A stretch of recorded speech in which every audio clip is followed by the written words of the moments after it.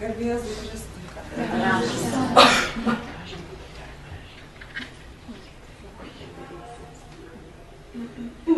Iš laiško žydams. Broliai, Melchizedekas Salemo karalius, aukščiausio Dievo kunigas, sutiko Abraomą, kai jis grįžo sumušęs karalius ir palaimino jį. Abraomas jam atidavė nuo visko 10. Išvertus jo vardą jis pirmiausia teisingumo karalius, paskui Salemo arba ramybės karalius.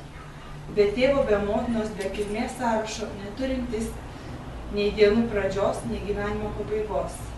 Panašus į Dievo sūnų. Jis lieka kunigas per amžius.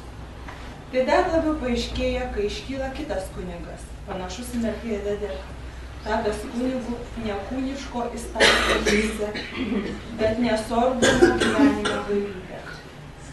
Juk liudijama, tu esi kunigas per amžius, kaip Melchizedekas. Tai Dievo žodis.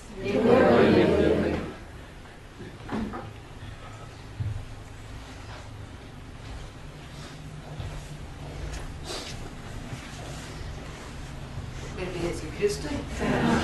Šiandien žodėje tarp mūsų apie būtent į atliepimą žydams laiško, bet aš tikrai pakvieščiau Albinutę tiesiog padaryti įžvalgas apie kunigą Melchizedeką, nes aš nesiryžtu tą daryti, nes aš nelabai... Apie jį trumpai kalbėti. Jis nebuvo kaip asmuo. Niekas nežino, matot, nei gimimo jo, nei mirties nežino, nei... O toks dalykas, kad iš senojo Abraomą jisai laimino. Tai prieš Abraomą dar gyvenęs. Labai senai. Ir tas įvaizdis liko visam laikui. O tas įvaizdis toks, kad jisai ir Kristų apglėbė tarsi. Vat irgi nežinom pilnai jo praeities, nežinom kaip jis dabar, o jisai gyvena žemėje 33 metus. Ir laimino, ir gydė, ir prilygino Melchizedekui ir Jėzui. Taip, aš sakau, ačiū Albinutė, tai sakome, taip kaip slėpinys, aš taip suprantu Albinutė. Taip kaip slėpinys dar yra vienas. Tai aš dabar tiesiog galėčiau paskaityti, ką sako žodis tarp mūsų, nes aš tikrai vietoj, kai nesijauti tvirtai, tai turiu nelabai galėti ką sakyti. Abraomui sugrįžus iš mūšio su jo brolio sūnaus grobikais, jį sutiko Salemo karalius, kunigas Melchizedekas. Jis palaimino Abraomą aukščiausio Dievo palaiminimu, o šis išreiškė jam pagarbą, sumokėdamas 10 nuo visko, ką įgijo per mūšį. Žydų tradicija Melchizedeką laiko amžinuoju kunigu, nes įprastiniai izraeliečių kunigai, būdami Levio palikuonys, kunigystę paveldėdavo pagal įstatymą, o Melchizedekas paprasčiausiai buvo toks. Praėjus daugelį amžių nuo šių miglotų tradicijų, laiško žydams autorius leidžia mums kur kas nuodugniau suprasti Melchizedeko vaidmenį. Jis manė, kad Melchizedeko pasirodymas ankstyvojoje žydų istorijoje yra Jėzaus aukščiausiojo kunigo pranašystė.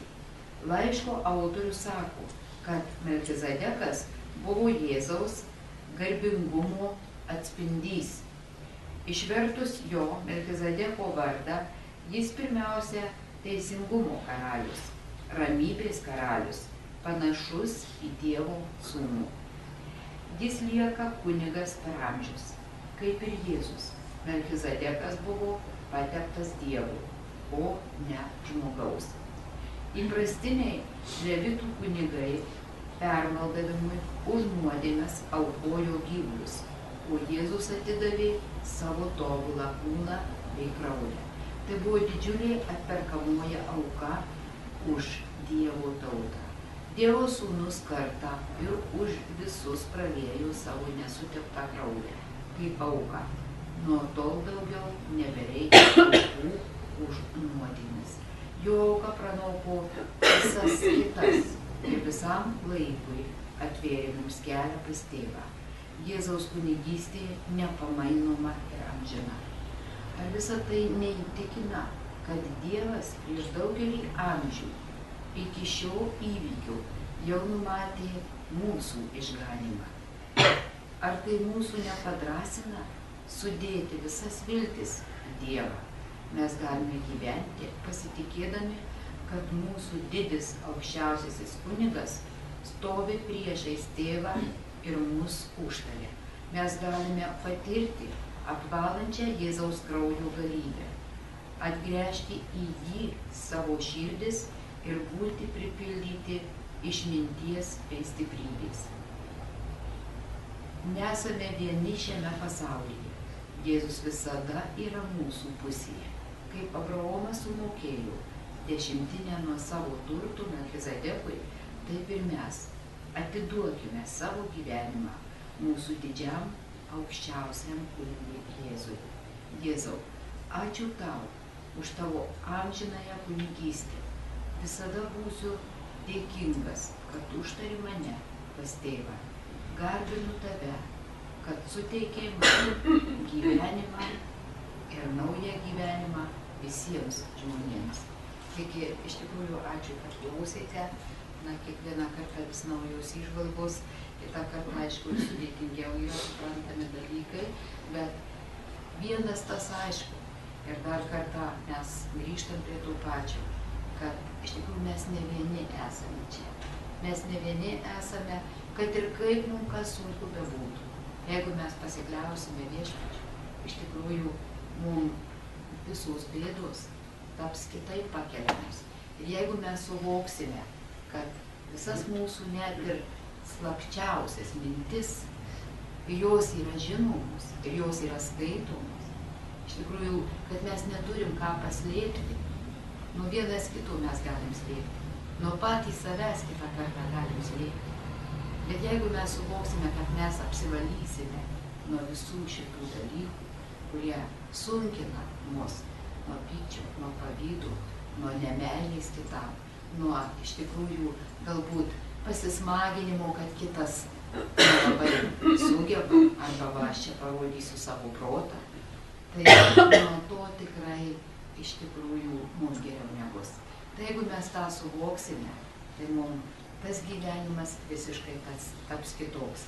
Iš tikrųjų, mes šiandien melskime ir prašykime viešpaties atsiųsti tos išminties mums, mūsų vadovams visiems, mūsų parlamentarams, mūsų prezidentė, mūsų švietimo ir mokslo ministerijos vadovams, mūsų kultūros ministerijos vadovams, tam, kad tie sprendimai mūsų šalį būtų priimti pagal Dievo valią, o ne pagal mūsų pačių ribotus sumąstymus ir galimus savo naudą. Taip pat šiandien mes melsime už Reginą, kadangi jinai švenčia savo gimtadienį. Mes iš tikrųjų labai džiaugiamės, Regina pas mus jau senai, sakau. Iš tikrųjų, Regina, kad viešpat laimintų tave, kad laimintų tavo šeimą. Iš tikrųjų, tai mums taip pat labai yra svarbu. Visi suskaičiavimai, visi sudėjimai, visi dalykai, kurie, reikalinga susidėstyti. Tai melskime už Reginą, melskime jai išminties, melskime jai ištvermės. Šiuo laiku tuos skaičius dėstyti netaip jau paprasta. 100 000 lentelių, kiekvieną dieną viskas keičiasi. Tai aš pirmiausia ir meldžiamės už tą išmintį mūsų valdžiai.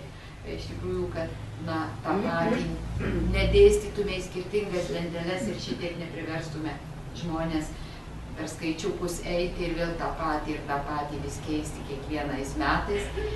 Ir Reginai padarykais tame kelyje. Taip pat mes melskime už tėvą Gintarą, prašydami jam dvasinės stiprybės, kad jis mus toliau stiprintų dvasią. Melskime jis už Egidijų, už visus teatro darbuotojus. Tikrai, kad jis laiks nuo laiko suranda galimybę čia pas mus apsilankyti, jam prašant viešpaties palaimos ir darbe, ir studijose, ir visame kame to stiprinimo. Ir dėkokime mes Dievui už vakar dieną. Aišku, nelengva buvo diena mūsų daktarantams. Mes iš ryto meldėmės už juos, prašykime viešpaties tos palaimos ir aš tai kažkur širdyje surami, kad tikrai viskas bus gerai. O kai kas, jeigu nori pasidžiaugti tuo ir kitą kartą, galbūt nesiklauso to žmogaus iš praktinės patirties, o reikalauja iškalimo daktarantūroje, tai jau čia yra kiti reikalai. Tai tiesiog melskime tos išminties ir tiem žmonėm, su kuriais susidurs, ar susidurs, ir kad tie sprendimai tikrai būtų ne jų riboti, ne atsiliepimai, kad gal kažkada save nesugebėjau išreikšti, o dabar čia reikia pasirodyti. Tai melskime, prašykime viešpaties tų malonių, manau viešpats mus išklausys. Melskime taip pat už mūsų kitus gimusius šiandien dieną, mūsų mokinius, kurie iš tikrųjų atėjo į šį pasaulį, yra mūsų bendruomenės dalis. Prašykime mes viešpaties malonių. Melskime už mūsų Švento Ignaco kolegijos veiklą, melskime už tos žmonės, kurie dirba prie savianalizės. Tai čia sėdinčių, matau, daugiausia Alicija dirba. Tai iš tikrųjų yra didelis darbas, kurį reikia padaryti. Ir vėl vos kolegija prasidėjo tik gyvuoti ir jau reikia kalnus popierių priruošti apie veiklą. Tai kitą kartą tie dalykai yra nesuvokiami ir nesuprantami, bet yra taip, kaip yra. Melskime už mūsų mokytus, už mūsų dvasinius vadovus, prašant jiem išminties, kad tikrai mes galėtume kuo daugiau pakviesti čia mūsų mokinių ir ne tik patys pasisotinti tuo Dievo žodžiu ir pradėti gražiai tą dieną, bet tiesiog, kad galėtume perduoti ir jiem, kad jie patys galėtų išgirsti Dievo žodį ir kiekvieną rytą pradėti su tuo gerumu, su meile. Manau, tai tikrai nieko blogo nemoko šventas raštas. Melskime taip pat mes už visus dvasinius vadovus, melskime už ekscelenciją, prašydami jam sveikatos, prašydami Albinutės sveikatos ir jo seserėm, visiems kitiem mūsų sergantys bendruomenės žmonėm, kaip girdite, ir kosėjimai, ir gripai siaučia, ar ne, bet tikrai, kad aplenktų kuo mažiau čia mūsų tą šalį, šitos lygos, ir kad tikrai mes galėtume atsilaikyti ir nebūtų čia uždaromos mokyklos ir galėtume tęsti mokymus, melskime, prašykime viešpaties tų malonių. Na ir melskime pagaliau mes už mūsų išėjusius žmonės, melskime mes už Darių, melskime mes už Alfonsą, už Aušrą, už Liliją, už Mariją, Ingridą, Rimantą, Ireną, Violetą, Sigitą, Aušrą, Stasį, kurie šiandien bus palydėti į paskutinę kelionę, prašydami Marijos globos, jų sieloms ir užtarimo mūsų reikaluose pas viešpatį. Taip pat prisiminkime savo mums išėjusius brangius žmonės, kurie yra pas viešpatį, prašydami Marijos globos, jų sieloms ir užtarimo mūsų reikaluose. Tai kviečiu bendrai